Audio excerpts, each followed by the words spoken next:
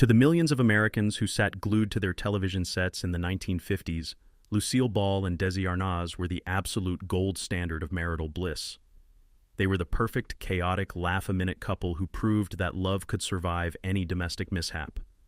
Together, they built Desilu Productions, a multi-million-dollar entertainment empire that completely revolutionized modern television.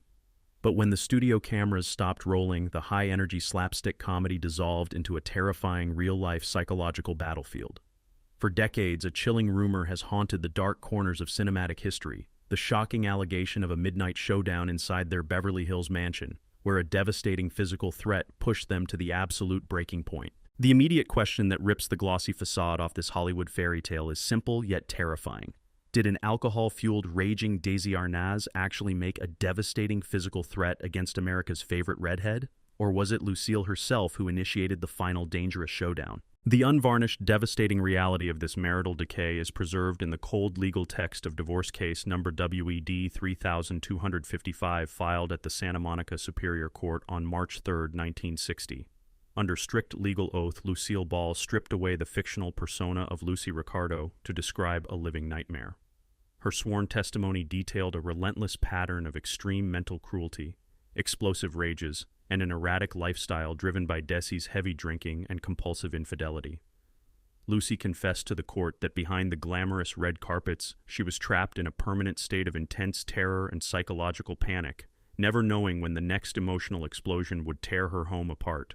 The severe danger brewing behind closed doors wasn't just dramatic hyperbole. It required immediate judicial intervention.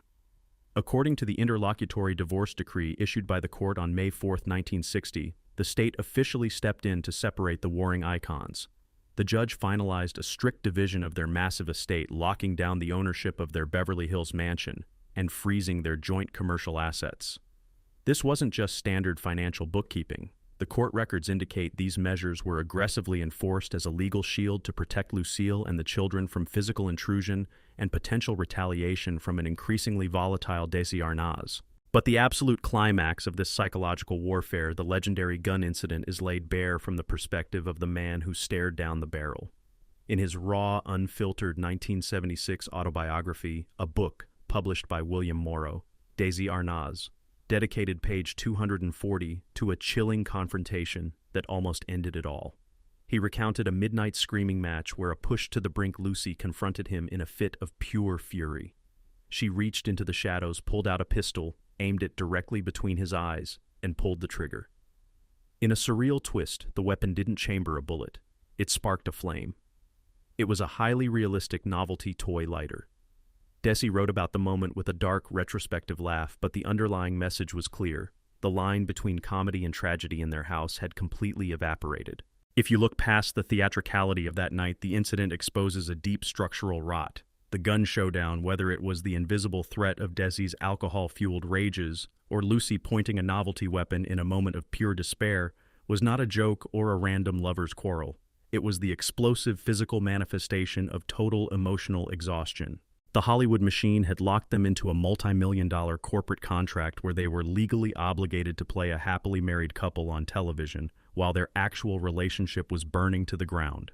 They were prisoners of their own highly profitable brand, forced to monetize their intimacy for the masses, while inflicting extreme psychological damage on each other in the dark. To understand why a weapon, even a novelty lighter disguised as a pistol, had the power to completely shatter Lucille Ball's mental stability, you have to look past the glitz of 1950s Hollywood. You have to travel backward in time, away from the screaming studio audiences of Desilu, and stand in the cold, damp dirt of upstate New York. Long before she became a household name, Lucille carried a jagged piece of psychological shrapnel buried deep inside her psyche. It was a root wound born from raw terror blood and a single split-second mistake that permanently derailed her youth. The haunting reality of this childhood trauma is preserved in the stone-cold public records of the Celeron, New York Judicial Archive dating back to 1927. On a festive 4th of July afternoon, a 15-year-old Lucille was hanging out in the backyard of her beloved grandfather, Fred Hunt. What was supposed to be a classic summer celebration mutated into a living nightmare when a stray pellet from a target-shooting air rifle tore through the afternoon air. The projectile struck a neighboring boy, Warner Harry Sherwood, piercing his spine and instantly leaving him completely paralyzed for life. The legal and social fallout was devastatingly swift. The local courts launched an aggressive civil campaign stripping her grandfather of his home, liquidating every single asset the family owned to pay for the medical damages, and plunging the entire household into immediate financial ruin and social exile. Her grandfather was left a broken, hollow man, and a young Lucille was severely traumatized. That single gunshot permanently rewired her brain, leaving her with a textbook lifelong case of severe post-traumatic stress disorder (PTSD) whenever a firearm was in the room. But if you analyze this childhood scar alongside her volatile marriage to Desi Arnaz, a much more sinister psychological picture emerges. Desi wasn't a clueless husband stumbling through a bad marriage. He was her closest confidant. He knew every single detail of the Celeron disaster. He knew that the mere sight or sound of a firearm could instantly send Lucille into a state of blind, paralyzing panic. Yet as his alcoholism worsened and his grip on reality slipped behind closed doors, Desi chose to actively hoard loaded weapons inside their shared properties. Pulling out a gun during his midnight alcohol-fueled rages wasn't just standard domestic abuse. It was a calculated weaponization of her deepest childhood horror.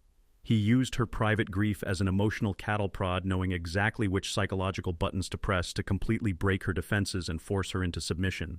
The suffocating weight of managing this invisible trauma while maintaining a flawless public image is captured with heartbreaking clarity in the private journals of her lifelong creative assistants and personal dressers, who patched her up between filming schedules. The world looked at Lucy and saw this untouchable, powerful studio boss, but inside her dressing room she was sometimes just a terrified 15-year-old girl. Whenever Desi had a bad night, you could see the physical toll it took on her the next morning. Her hands would shake so badly she could barely hold her makeup brush. It wasn't just that he was yelling, it was the fact that he brought weapons into the house knowing exactly what guns did to her mind. He was using her own history to torture her. She would sit there crying, saying she felt like she was back in that backyard in 1927, watching her world collapse all over again. Then she'd dry her tears, put on that bright red lipstick, and go make 50 million people laugh. Long before they ever traded witty banter as America's favorite television couple, Lucille Ball and Desi Arnaz had already drawn their real-world battle lines. The mainstream narrative always paints Lucy as the passive, long-suffering victim who quietly endured her husband's wild ways until she couldn't take it anymore. But if you roll the tape back to the mid-1940s, a much more volatile, raw dynamic comes to light. Lucy was never a punching bag. She was a fierce, uncompromising force of nature, and when pushed to her absolute limit, she was fully capable of launching a terrifying physical counteroffensive that could match any of Desi's explosive rages. The first major cracks in their glossy facade split wide open during the height of World War II. The cold legal record of this early fracture is preserved inside the first divorce petition filed by Lucille Ball on October 16, 1944, in Los Angeles. At the time, Desi was stationed near the Birmingham Army Hospital in Van Nuys, California, serving in the military. But instead of focused service, the legal filings laid bare a continuous pattern of reckless betrayal. Lucy's petition aggressively targeted Desi's blatant, non-stop infidelity with the hospital's nursing staff. It was a humiliating public slap in the face for the rising star, and it pushed her into a state of pure, unadulterated fury. But Lucy didn't just let the lawyers do the talking. She wanted a physical, undeniable statement of her wrath. The chaotic reality of that reckoning is detailed in the 1944 Eyewitness Studio stenographic transcripts and security logs. According to the recorded statements of estate staff and studio personnel, a massive screaming match exploded right at the grand entrance of their ranch home. In a fit of blinding rage, Lucille grabbed a heavy construction hammer from the garage, marched out to the driveway, and systematically smashed every single pane of glass on Desi's prized automobile. The windshield, the side windows, the rear glass. She brought the iron down until the entire vehicle was sitting in a heap of shattered crystal. It was a brutal, calculated act of vandalism designed to completely emasculate and terrify her cheating husband, before she eventually agreed to drop the divorce papers. If you analyze this hammer attack past the shock value of a Hollywood scandal, it completely rewrites the power dynamic of their relationship. This was the moment Lucille proved she was willing to trade blow for blow. The Battle of Birmingham wasn't just a domestic dispute, it was a declaration of war. Lucille possessed a deeply intense, fierce survival instinct that refused to be humiliated in silence. She met Desi's psychological betrayal with raw, heavy metal destruction. The suffocating atmosphere of trying to manage these two clashing titans during their early years is captured vividly in the personal letters of the production assistants who had to navigate their explosive chemistry. The front office thought they were dealing with a standard starlet and her musician husband, but those two were like nitroglycerin. When Lucy found out about those nurses, she didn't just cry in her dressing room, she went looking for blood. Watching her swing that hammer into Desi's car wasn't just a domestic tiff, it was terrifying. She was breaking that metal with a look of pure, cold focus on her face. Desi just stood there on the driveway, completely stunned, realizing for the first time that his sweet wife could absolutely destroy everything he owned if he crossed the line. They patched things up for the cameras, but from that day on, everyone on set knew that behind her comedy routines, Lucille carried an iron fist. This completely reframes the foundation of the Desilu empire. Their eventual on-screen partnership on I Love Lucy wasn't born out of a peaceful, harmonious romance. It was a highly managed ceasefire between two deeply volatile personalities. The studio system eventually capitalized on their intense friction, packaging their explosive energy into neat, safe 24-minute episodes for family consumption. But the reality was built on a foundation of broken glass and cold iron. Lucille Ball proved early on that she would use whatever weapon was at her disposal to defend her territory, demonstrating that long before they became the king and queen of primetime television, their home was already an active war zone, where survival meant swinging the hammer first. By 1953, I Love Lucy was the undisputed crown jewel of American television. Lucille Ball was no longer just an actress. She was a beloved cultural institution, a symbol of wholesome suburban American motherhood. But in the paranoid, hyper-suspicious atmosphere of the Cold War, the higher you climbed, the harder the system could pull you down. In September of that year, a massive political earthquake threatened to completely vaporize the Desilu empire overnight. But behind the scenes, this terrifying national scandal mutated into a deeply personal trap. Desi Arnaz didn't just save his wife's career from a political lynch mob. He used the entire crisis to completely rewrite the power balance in their marriage, transforming himself into her exclusive savior and locking her into a cage of absolute silence. The cold, terrifying reality of this political ambush is preserved in the declassified FBI investigative files on Lucille Ball obtained under the Freedom of Information Act, FOIA file. Lucille Ball, Section 1, Serial Number 100, 395655. The 27-page interrogation transcript dated September 4, 1953, laid bare a massive career-killing secret. Back in 1936, a young Lucille had officially registered to vote as a member of the Communist Party. Under intense government questioning, a panicked Lucy confessed that she had only signed the card to appease her radical beloved grandfather, Fred Hunt. In the era of the Hollywood blacklist, where a mere whisper of communist sympathy could get you instantly blacklisted and ruin, this file was a literal death warrant for her career. The public explosion seemed inevitable until Desi executed a masterclass in media manipulation. The chaotic energy of that rescue is detailed in the stenographic transcripts of the emergency press conference at Desilu Studios dated September 4, 1953. Standing before a packed room of cutthroat reporters, Desi used his natural charm to completely defuse the bomb. He looked directly into the flashbulbs and delivered his legendary dismissive line. "The only thing red about Lucy is her hair, and even that is fake." The room erupted in laughter. The tension broke, and the public chose to forgive their favorite clown. Desi had single-handedly controlled the narrative and pushed the federal government back into the shadows. But if you look past the brilliant public relations victory and analyze this event through a psychological lens, the rescue takes on a much darker, manipulative tone. Desi didn't just save the studio. He bought Lucy's permanent compliance. The intense corporate pressure to keep her head down is recorded inside the 1953 internal reports of the U.S. Media Ethics Office. The industry ledgers note that Lucille had to sign strict confidential morality and political compliance agreements to prevent Desilu from being blacklisted by network sponsors. By stepping in as her ultimate knight in shining armor, Desi created an immense, crushing mountain of psychological debt. Behind closed doors, he weaponized his savior status. Whenever his alcohol-fueled rages or physical threats pushed Lucy to the brink of leaving, Desi could instantly silence her by reminding her that she owed him her entire professional life. He became the exclusive gatekeeper of her public safety, forcing her to endure his backstage abuse in total silence because any public divorce or scandal would rip open the political wounds and destroy the multi-million-dollar empire they both built. The suffocating reality of being trapped in this political and marital hostage situation is captured vividly in the private journals of her personal assistants and wardrobe designers who watched the balance of power shift in the dark. The public thought Desi was an angel for standing by Lucy during the Red Scare, but inside the dressing rooms, that scandal became her prison. Before 1953, if Desi came home drunk or pulled a weapon, Lucy would swing a hammer right back at him. She had teeth. But after the FBI stepped in, Desi held all the cards. He would literally tell her that if she ever walked out on him, he'd let the press destroy her with that communist card. He'd say, "I saved you from the blacklist, so you sit there and take whatever I give you." Lucy was completely paralyzed. She had to swallow her pride, endure the midnight screaming matches, and protect the brand at all costs.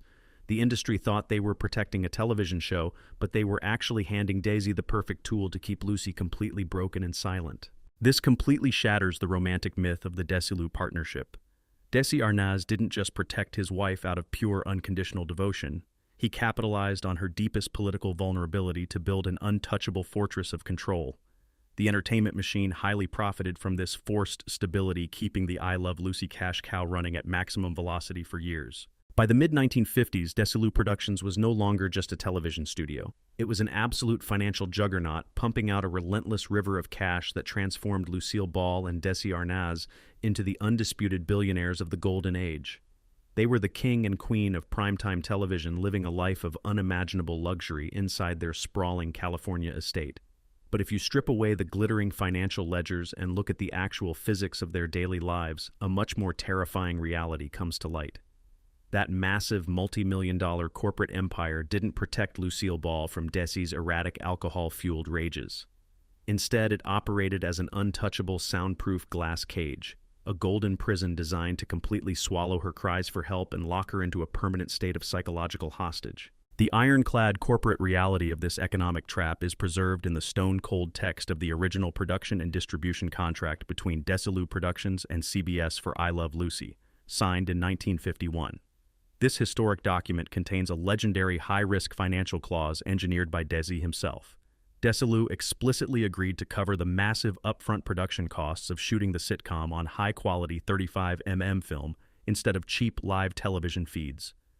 In exchange for absorbing that brutal financial risk, CBS granted Desilu total exclusive ownership of the rerun rights, a process known as syndication. This single contract completely revolutionized the entertainment industry, creating a permanent, astronomical flow of passive income that grew larger with every single episode they filmed. They had successfully built an automatic money printing machine. But when you analyze this massive financial victory through a psychological and structural lens, the true cynicism of the Hollywood system is completely exposed. That continuous high-volume cash flow came with a devastating catch. It completely converted their private marriage into a corporate asset. Under the strict morality and corporate liability clauses embedded in their network contracts, the entire multi-million-dollar syndication empire was entirely dependent on their public image as a flawless, happily married suburban couple. If a single whisper of Desi's backstage violence, his loaded weapons, or that terrifying midnight gun confrontation had ever leaked to the press, CBS and corporate sponsors possessed the immediate legal right to cancel the show, freeze the syndication distributions, and trigger devastating multi-million-dollar breach of contract penalties. Lucille Ball was trapped in an impossible mathematical nightmare. Every time Desi came home drunk, smashed furniture, or turned their private quarters into a war zone, the corporate machinery of Desilu effectively moved to silence her. She couldn't call the police, she couldn't scream for help, and she couldn't file for divorce without instantly bankrupting her own company, destroying the livelihoods of hundreds of studio employees and vaporizing her children's financial future. The system had successfully transformed her economic wealth into her ultimate psychological chain. She was legally obligated to swallow her own blood and tears in the dark just to protect the quarterly corporate dividends. The exhausting, soul-crushing reality of being a prisoner to your own balance sheet is captured with heartbreaking clarity in the private journals of the veteran Desilu accountants and financial managers who watched the machine run from the inside. The public looked at Lucy and saw the richest, most powerful woman in Hollywood, but inside the executive suites, we knew she was completely trapped by the math. Desilu was a massive corporate machine, and it needed both of their names on the letterhead to keep the banks happy. Whenever Desi had a violent episode at the house, the immediate response from the front office wasn't to check if Lucy was okay. It was pure damage control to make sure the network didn't find out. We had millions of dollars riding on those 35mm master prints.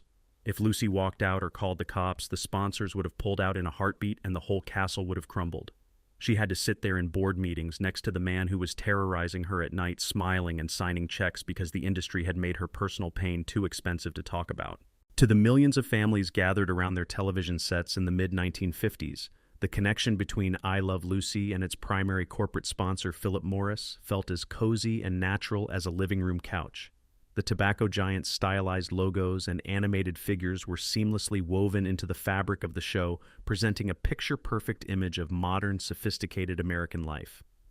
But if you strip away the smooth advertising jingles and look at the hard corporate physics operating behind the scenes, a much darker mechanism comes into focus. Philip Morris wasn't just buying commercial slots. They purchased total executive control over the private lives of Lucille Ball and Desi Arnaz, erecting a massive ironclad censorship apparatus designed to smother any evidence of Desi's backstage violence and protect their multi-million-dollar investment at all costs.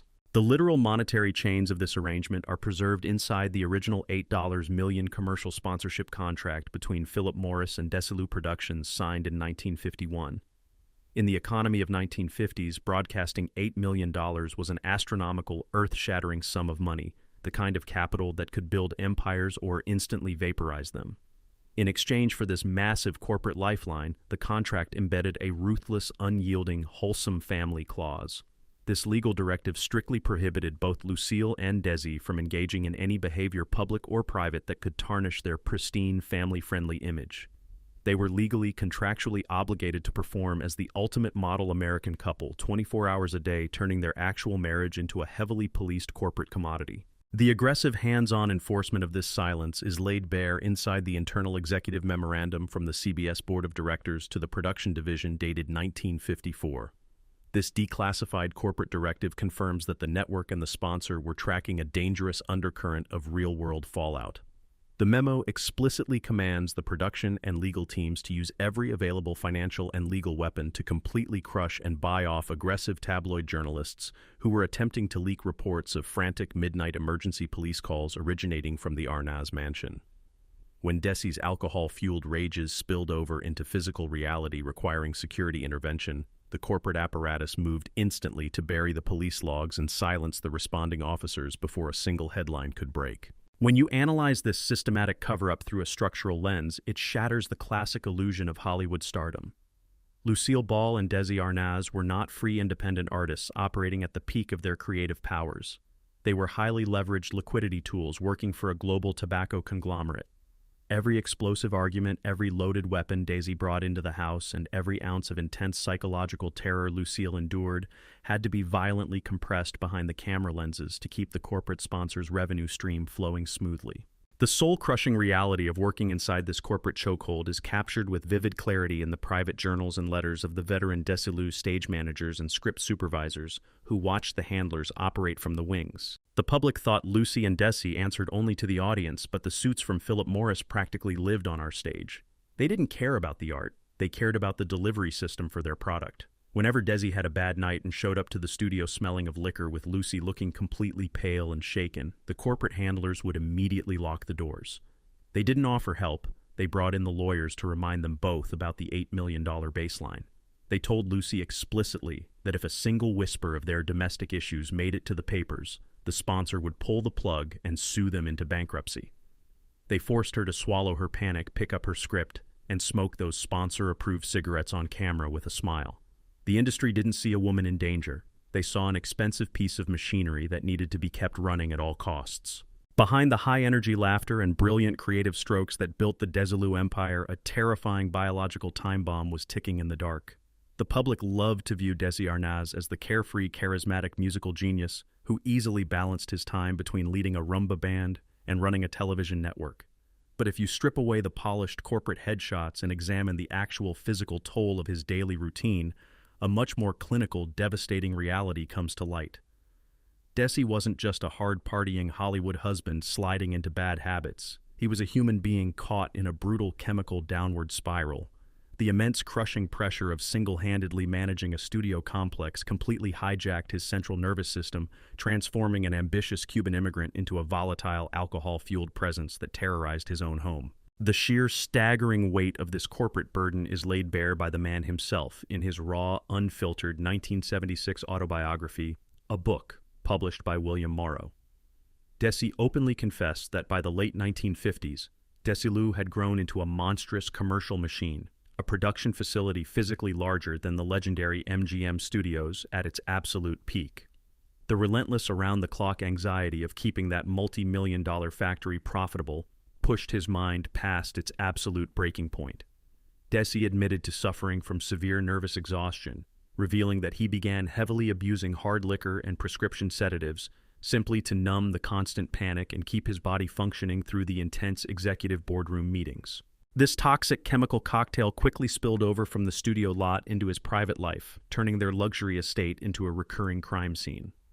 The real-world fallout of his addiction is preserved inside the official administrative incident logs of the Beverly Hills Police Department, spanning the years 1955 to 1959. Despite the massive corporate cover-ups orchestrated by network sponsors, these internal police dispatches record a series of frantic late-night emergency calls originating from the Arnaz family mansion. The responding officers documented intense domestic disturbances driven entirely by Desi's heavy blackout drinking, detailing scenes of smashed furniture, shattered glass, and volatile outbursts that routinely brought the local authorities to their front driveway in the dead of night. The internal physical collapse that fueled these rages reached a clinical crisis point right on the studio floor. According to the Desilu Studio's clinical medical reports and on-site physician records from 1958, Desi's body began to physically reject the brutal workload and the relentless substance abuse. The medical files confirm that during a high-stakes production schedule, Desi was hit with a severe episode of acute cardiac arrhythmia, an irregular heartbeat, and total physical collapse induced by chronic alcohol toxicity. The attending doctors issued a strict urgent medical directive forcing him into immediate bed rest, warning that his heart was literally giving out under the strain. When you analyze this physical decay through a structural lens, it reveals the tragic self-destructive loop of Desi Arnaz's life. He was a brilliant immigrant who had climbed to the absolute top of the American entertainment industry, but the system demanded a total biological payment for his seat at the table. To protect the massive corporate machine that employed hundreds of workers, he drank to survive the stress, and that very alcohol systematically stripped away his humanity, turning him into a volatile figure who hoarded weapons and pointed guns at the exact woman who had helped build his entire career. The terrifying reality of watching this chemical decay destroy their creative partnership is captured vividly in the personal journals of the veteran Desilu directors and sound engineers who had to manage the fallout behind the cameras. The audience saw Desi as this untouchable, powerful tycoon, but on our side of the glass, you could see the strings snapping. The pressure of running Desilu was absolutely killing him. He was burning the candle at both ends, drinking all night to forget the stress, and then pumping himself full of pills to make it through the morning production meetings. When he was sober, he was a genius and a protector. But when the liquor took over, a dark switch flipped in his brain. He became completely paranoid, aggressive, and unpredictable. Lucy would show up to work with this quiet, hollow look in her eyes, knowing exactly what kind of monster was waiting for her back at the house. The studio was making millions, but Desi was literally melting his own mind and body to keep that cash machine running. If you want to know what it looks like when a multi-million-dollar corporate contract forces two people to weaponize their own heartbreak for a television camera, you don't look at the classic early episodes of I Love Lucy. You look at the final frame of film they ever shot together. By the spring of 1960, the grand illusion of Hollywood's favorite marriage had completely dissolved into an unvarnished, toxic wasteland. Behind closed doors, the midnight shouting matches, the alcohol-fueled rages, and the quiet terror of loaded weapons had left both Lucille Ball and Desi Arnaz completely hollowed out. Yet because the entertainment complex demands absolute obedience to the corporate balance sheet, they were forced to step back onto the studio floor one last time, not to heal but to perform a mechanical, soul-crushing ritual of closure for millions of oblivious fans. The cold, minute-by-minute countdown to this commercialized execution is preserved inside the detailed production logs and call sheets of Desilu Productions for the final episode, Lucy Meets the Mustache, filmed on March 2, 1960. The internal studio spreadsheets record a grueling, suffocating production schedule running from 8:00 a.m. until the final wrap at 10:30 p.m. The atmosphere inside the studio walls was described as pure, freezing ice. The logs explicitly note that away from the microphones, the two titans refused to utter a single syllable to one another. They wouldn't make eye contact, they wouldn't sit in the same room, and they communicated solely through the text of the script. The entire studio crew worked in total panic, knowing that just hours earlier, a brutal, explosive confrontation inside the dressing rooms had almost brought the police back to the lot. Yet when the red recording lights flashed on, the corporate machine demanded its dividend. The production logs detail the final agonizing sequence where the script required Lucy and Desi to look into each other's eyes and share a deeply emotional, tearful farewell kiss on screen. It was designed to look like a beautiful, bittersweet moment of artistic triumph. In reality, it was a profound act of psychological trauma. Just 24 hours after that mechanical embrace was burned onto 35mm film, Lucille Ball marched into a Santa Monica courthouse on the morning of March 3, 1960, to officially file the divorce papers that ended their marriage forever. When you analyze this final broadcast through a critical structural lens, the true dark cynicism of the Hollywood system is completely laid bare. That farewell kiss wasn't a celebration of their legendary creative chemistry. It was a forced compliance mechanism executed under the heavy shadow of network sponsor penalties. Philip Morris, CBS, and the Desilu board of directors didn't care that these two human beings were mentally destroying each other. They cared about preserving the value of the syndication master prints. The system literally mined their real-world agony, packaged their genuine tears, and transformed their personal tragedy into high-yielding promotional content. The suffocating reality of watching these two broken icons go through the motions under the scorching studio lights is captured beautifully in the personal memoirs and retrospective journals of the veteran Desilu camera operators and script supervisors who tracked their movements from behind the lenses. Watching them shoot that final scene was one of the most painful things I've ever witnessed in show business. Everyone on the floor knew the marriage was completely dead, and that the lawyers were already drawing up the papers in the wings. Just hours before the screaming from their private quarters was so intense you could hear it through the soundproof walls. But when the director yelled action, they locked into those characters like robots. When Desi held her, and they did that final kiss, those weren't acting tears running down Lucy's face, that was real, unadulterated grief. They were saying goodbye to their lives on national television because the network sponsors owned their intimacy. The second the director called "cut eye," they broke apart, instantly turned their backs on each other, and walked away in total silence. The studio got its perfect high-market ending, but it felt like watching an emotional execution in a glass case. To the entertainment columnists and business analysts of the early 1960s, Lucille Ball's ascension to the absolute pinnacle of corporate Hollywood was hailed as a triumphant, glass-shattering milestone for women in business. After surviving a messy, highly publicized divorce and the psychological collapse of her marriage, the Queen of Comedy didn't just crawl away to nurse her wounds. Instead, she executed a ruthless masterclass corporate takeover that left the old-school patriarchal gatekeepers completely stunned. But if you strip away the celebratory headlines and examine the actual financial mechanics of this boardroom coup, a much more calculating, icy truth comes to light. This wasn't just a routine corporate restructuring. It was a deeply personal, high-stakes financial execution.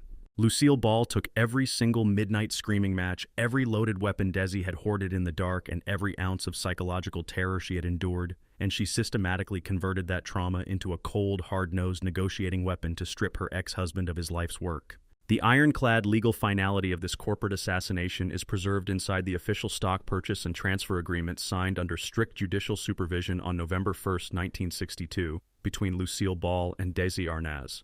The internal ledger lines of this historic contract reveal an absolute financial eviction. Lucille Ball hand-delivered a precise cash payment of $2,562,291 directly to Desi. In exchange for this liquid payout, she bought out every single one of his 300,000 shares of Desilu production stock. This contract didn't just divide their assets, it operated as a legal guillotine. The terms explicitly mandated that Desi Arnaz's power, title, and executive authority as president of the studio were completely terminated, effective November 8, 1962. With a single stroke of a pen, he was entirely exiled from the very kingdom he had spent a lifetime building. The staggering scale of her victory was officially broadcast to the financial world inside the Desilu Productions annual report to shareholders published in 1963. The corporate filings confirmed that Lucille Ball had successfully consolidated total absolute control over the largest independent television production complex in the world. She was officially registered as the first ever female president and majority stockholder of a major Hollywood studio, controlling a massive infrastructure of sound stages, backlots, and cutting-edge production gear that easily rivaled the traditional legacy studios. But if you look past the corporate history and analyze this takeover through a psychological lens, the transaction reveals a brutal poetic justice. Lucille knew that Desi's erratic lifestyle and worsening alcoholism had left him legally and financially exposed. During the high-pressure divorce negotiations, she didn't just look for alimony. She weaponized the dark secrets of their private life, the police logs, the domestic disturbances, and the constant threats of violence to quietly corner Desi in a legal vice. She forced him into a position where he had no choice but to liquidate his crown jewels for a fraction of their long-term potential value, trading his legacy for cash, just to escape the crushing weight of her legal leverage. The freezing transactional reality of watching this empire change hands is captured vividly in the personal journals and private letters of the veteran Desilu board members and corporate attorneys who sat at the negotiating table. The public thought it was an amicable business transition, but inside the boardroom it felt like an execution. Lucy sat at the head of that table with a look of pure cold steel in her eyes. Desi looked completely defeated, broken down by years of drinking and the constant threat of having his private rages exposed to the public. He had built the technical framework of Desilu from scratch, but Lucy used every piece of leverage she had to push him to the edge of the cliff. She didn't just want a divorce, she wanted the keys to the entire castle. Watching him sign away his life's work for that cash check was heartbreaking, but it was the exact bill he had run up after years of terrorizing her behind closed doors. She essentially bought her total freedom by taking everything he owned, proving that when it came to survival, Lucy could swing a financial hammer harder than anyone in show business. Just 1 year after shattering her explosive marriage to Desi Arnaz, Lucille Ball did something that caught the entire entertainment industry completely off guard. On a cold autumn day in late 1961, she marched down the aisle for a second time, tying the knot with a relatively unknown journeyman stand-up comic named Gary Morton. To the casual observer reading the glossy Hollywood fan magazines, it looked like a classic whirlwind rebound romance, a wealthy, powerful woman looking for a quick escape from the lingering ghosts of her past. But if you dig past the surface-level romance and analyze the ironclad legal blueprints of this new union, a much more calculating, brilliant strategy comes to light. Gary Morton wasn't just a new husband. He was a carefully selected living security protocol. Lucille Ball was a corporate titan who had survived a multi-million-dollar marital war zone, and she had absolutely no intention of leaving her personal safety or her massive financial empire exposed to chance ever again. The official public launching pad for this new era is preserved inside the official marriage certificate of Lucille Ball and Gary Morton, filed in the city of New York on November 19, 1961. The ceremony took place inside the historic Marble Collegiate Church, surrounded by a tight circle of close friends and industry insiders. To the public, the elegant ceremony was a definitive statement that the chaotic alcohol-fueled rages of the Desi Arnaz era were permanently buried. The Queen of Comedy was signaling to the world that she had successfully transitioned into a calm, stable, and conventional domestic life. The clinical strategic reality behind this domestic reset is laid bare in the official prenuptial agreement between Lucille Ball and Gary Morton, signed on November 18, 1961, just 24 hours before they walked down the aisle. Gary Morton, who was 13 years younger than Lucille and possessed virtually no personal wealth, signed away every single shred of leverage. The legal text of the prenuptial filing reveals a total financial lockdown. Morton explicitly waived any and all future claims to Lucille's massive personal fortune, her real estate holdings, and the highly lucrative intellectual properties of Desilu Productions. In exchange for his absolute financial surrender, he was placed on a strictly controlled fixed corporate salary as an executive producer for her upcoming television projects. He was, for all practical intents and purposes, an employee of his own marriage. The urgent commercial necessity of this arrangement was broadcast directly to Wall Street inside the Desilu Productions corporate press release published in December 1961. The official network statement aggressively highlighted the absolute stability of the studio's executive leadership. By parading her new wholesome marriage before the public, Lucille successfully neutralized any remaining anxiety among network executives, corporate sponsors, and major institutional shareholders who were terrified that her highly publicized divorce from Desi would permanently derail the profitability of the Desilu brand. But if you look at this entire second marriage through a deeper psychological lens, Gary Morton reveals himself to be the ultimate calculated security covenant. Lucille Ball was a woman carrying the heavy, agonizing weight of severe, lifelong trauma, haunted by the childhood gun disaster of 1927 and a 2-decade marriage filled with loaded weapons, midnight screaming matches, and unpredictable physical threats. She didn't choose Gary Morton because he was a fiery, brilliant creative genius who could challenge her intellect. She chose him precisely because he was gentle, predictable, and completely manageable. Morton possessed absolutely zero capacity for violence, zero ambition to steal her corporate kingdom, and zero desire to rock the boat. He was a human shield against the chaos of her past, ensuring that she would never have to stare down the barrel of a weapon or face the terrifying panic of physical intrusion inside her own bedroom ever again. The quiet, highly managed reality of this corporate marriage is captured beautifully in the private journals and retrospective letters of the veteran Desilu writers and personal assistants who watched the new couple navigate the studio lots. The public thought Lucy had fallen madly in love again, but inside the executive offices, we all knew Gary was hired for a specific job. After 20 years of surviving Desi's explosive rages, Lucy's nerves were completely shot to pieces. She couldn't handle the noise, the drinking, or the volatile ego trips anymore. Gary was the absolute opposite of Daisy. He was quiet, he did exactly what he was told, and he was just happy to have a steady seat at the table. He didn't have a mean bone in his body, and that's exactly why she married him. She traded the wild, creative lightning of her first marriage for total, predictable safety. Gary gave the corporate sponsors the stable image they demanded, and he gave Lucy a calm, peaceful home where nobody was throwing furniture or hoarding guns in the dark. It wasn't a fairy tale romance, it was a brilliant lifetime security contract. By the late 1960s, Lucille Ball had completely rewritten the rules of the Hollywood boardroom. She had successfully conquered the patriarchal studio system, consolidated absolute executive control, and proven that a woman could run the largest independent television production empire on Earth. But if you look past the glittering industry awards and analyze the raw transactional mechanics of her final corporate move, a freezing, unvarnished truth comes to light. Lucille Ball was never a nostalgic artist clinging to the past. She was a hyper-pragmatic, cold-blooded capitalist who understood exactly when a physical asset had outlived its strategic utility. In 1967, she decided it was time to cash her chips, liquidate the kingdom, and execute the ultimate corporate purge of her life. The definitive ironclad finality of this economic execution is locked inside the official legal merger agreement between Desilu Productions, Inc. and Gulf Plus Western Industries, signed on February 1, 1967. The internal lines of this historic contract detail a total high-stakes liquidation.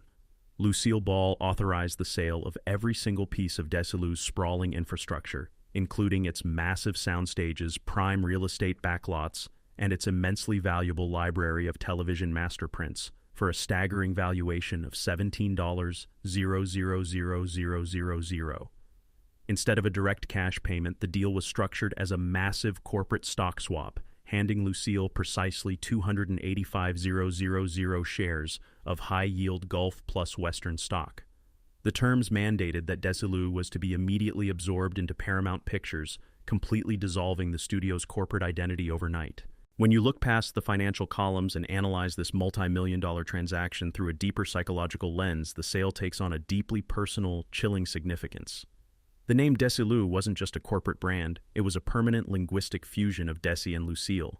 It was a monument to their early love, their shared creative genius, and the historical partnership that had revolutionized global entertainment. By selling the company to a massive cold conglomerate like Gulf Plus Western, Lucille didn't just rebalance her financial portfolio, she systematically wiped the name Desilu off the map of Hollywood. The second the ink dried on that 1967 contract, she ensured that the physical space where Desi had built his revolutionary technical innovations would be swallowed by Paramount. It operated as her ultimate quiet act of cleanup. The studio had become a graveyard of traumatic memories haunted by alcohol-fueled rages, late-night screaming matches, and the permanent anxiety of keeping a volatile marriage afloat for network sponsors. When the profit margins began to shift, she didn't hesitate to trade that entire emotional landscape for a liquid mountain of corporate stock, effectively erasing Desi Arnaz's professional legacy from the daily vocabulary of the entertainment industry. The clinical, completely detached atmosphere of this final transition is captured beautifully in the private journals and letters of the veteran production chiefs and financial advisors who managed the corporate handover. The day the Gulf Plus Western deal went through, it felt like the end of an era, but Lucy didn't shed a single tear. She walked into that final board meeting with the total calculated focus of a Wall Street banker. The executives from the conglomerate were talking about shifting demographics and changing distribution models, and Lucy just nodded, looking straight at the stock certificates. Everyone else in the room was getting sentimental about the old I Love Lucy days, remembering when Desi used to run the floor with his rumba band energy. But Lucy knew that television was turning into a corporate numbers game, and she had no desire to sink with the ship. She took her $17 million and let them take the sign down from the gate. She didn't just sell a business. She buried the last remaining piece of her life with Desi under a mountain of corporate paper. It was a masterclass in survival. She converted 20 years of domestic warfare into pure, clean financial security. When you lay out the entire 50-year timeline of the Desilu Empire, you are looking at the most complex dual-layered ledger in the history of American broadcasting. For nearly a century, global audiences have consumed the perfect sun-drenched sitcom universe of Lucille Ball and Desi Arnaz, treating it as a timeless monument to marital comedy and domestic joy. But when you strip away the high-energy slapstick routines and align the forensic data, a deeply bittersweet industrial reality comes to light. This final summary audit pulls together the ultimate clinical sheets, the legal probate agreements, and the private final records to reveal the true mechanics behind their legendary bond.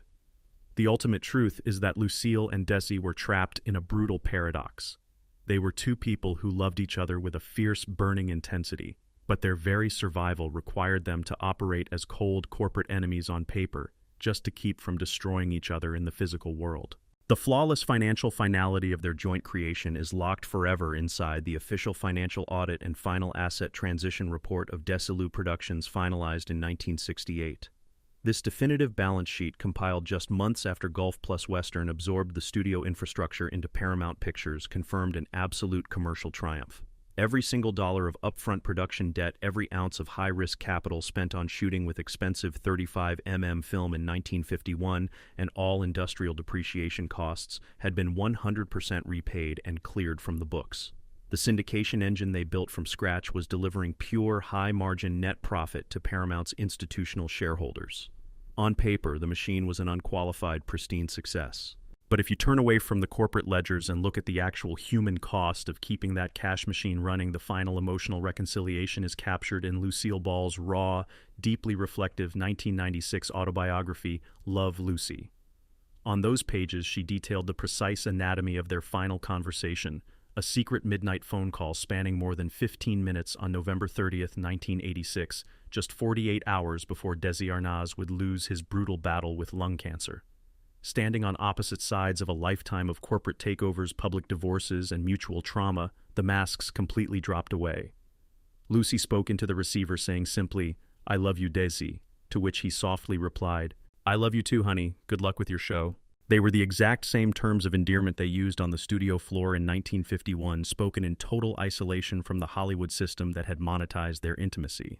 When you analyze this entire cycle through a critical structural lens, the true tragedy of the Desilu Empire is completely laid bare.